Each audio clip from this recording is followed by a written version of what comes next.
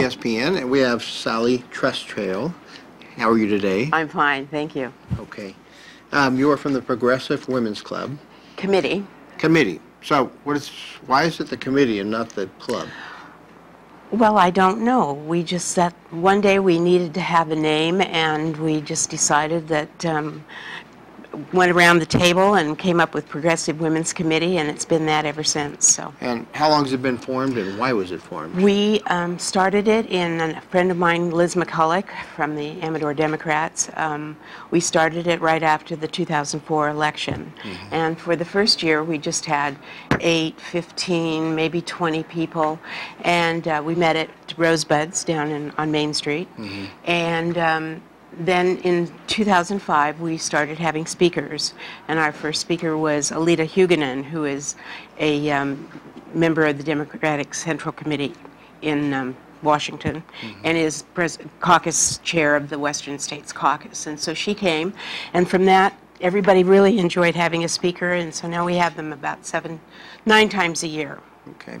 Now, we already have a Democratic Central Committee. I've heard Democrat twice in there. National Committee is what I meant to say. Yeah, about you don't have to be a Democrat to be on the committee. Absolutely not. It's not connected with the Democratic Party at all. What are the concerns of the committee? I try to have people who have some connection with Amador County, and we've been pretty good about doing that over the last, this is our 10th year. Mm-hmm. And we've had congressional candidates. We've had Susan Manning, who's coming up in a little bit. She brought her little saw-whet owl to our group one day, and that mm-hmm. was fun. We've had Sheriff Ryan, just from all different. So you don't restrict anybody out. If Tom McClintock wanted to come and speak, that'd be great. He probably wouldn't want to come to speak. Well, but we might get Art Moore. Yeah. So. You never know. But you have a luncheon coming up. Why don't you tell us about that? Well, we always have a luncheon coming up. I don't have a speaker for this coming luncheon yet. I'm sure that there will be somebody interesting. This last week, we had it's always the first Thursday of the month, and our speakers this last month were Krista Thompson from the Amador County Behavioral Health Department, mm-hmm. and Kelly Trottier, who talked about NAMI, which is a grassroots mental illness mm-hmm. group. So you always have great speakers at the luncheon, but... we always have great speakers. Yeah. When is the next lunch coming up? First Thursday in April, which I think is the 3rd. Okay. So you're looking for a speaker out there now. You want to come? And you got any ideas? I've spoken before, so just depends on the schedule. You haven't spoken to our group before? Quite a while ago, I think. I don't think so. When Terry Daly was here. It was quite a while ago. Oh. You might have missed that one. I might have missed that one. We did have Terry Daly a couple of times. Yeah, well, I spoke when she was, I think she was a member of the Progressive Women's Club. Well, that's kind of not true either, because we don't have dues, committees, or officers. Okay. She went to some of the meetings. She did go to some of the meetings, and she was a speaker a couple of times. But that's one of the things that most of the people that come to the luncheons are really active women in the committee, mm-hmm. in the community already. Mm-hmm. And like many of us, we just can't take on one more committee. Mm-hmm. There's just so much time that you have. Right. But they always have time to spend an hour and a half with friends and learn something. I resemble that remark. You can't take on much more. No, no. There's comes a time when you just have to say no. Yeah. Well, who are some of your upcoming speakers? I don't do upcoming speakers. You don't? No. Well, how about some of your past? How about some of your other past speakers? You've had Ami Berra there? We've had Bill Durston. A congressman now.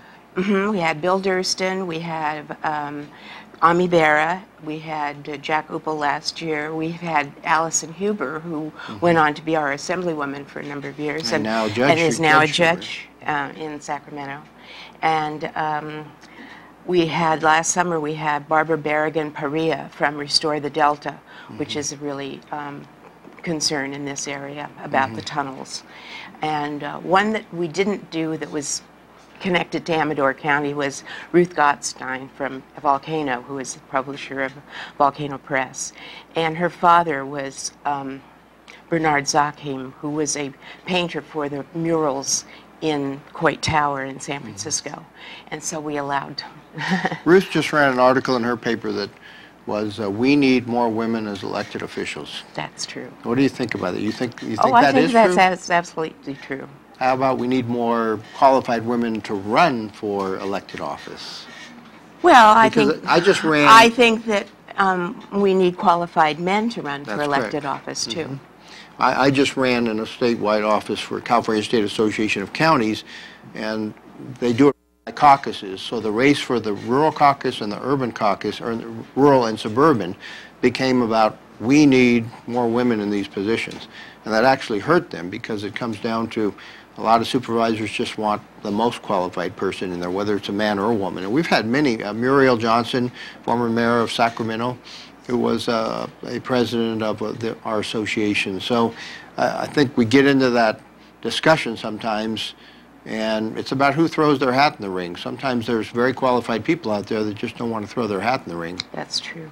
So how do we get those women who are very qualified to throw their hats in, but they also have to be electable too? That's true. Well, I think it's the same with a man as well. We had 3 qualified people for Congress to run for Congress, and all 3 of them filed papers, and for one reason or another, one was health, and one went home and talked to his wife, who said absolutely not. And so 3 of them dropped out, which was really unfortunate. And we just had a woman elected, or essentially elected, not quite yet, but Kim Grady, our clerk recorder in the county, nobody filed against her. So she must have scared off all the competition. But in other areas, I mean, we have Susan Harlan, who's our Superior Court judge. And has been here for a long time. So we have some very qualified women out there. As far as the county, look at our department heads. Many of them are women, with a person like Susan Grijalva in charge of the planning department. And you can look around at different positions. There's women in all positions. So not enough. Not enough. Okay, we'll agree on that. And give us a number if someone wants to contact the Progressive Women's Committee. They can. I send out notices to about 80 to 100 people every month, and I also have an ad in the Ledger Dispatch, and Lorraine Davis is also sends out notices. All right, Sally, thank you very much for being here. We're going to go over to Sue Ann and Susan. Check out our new website.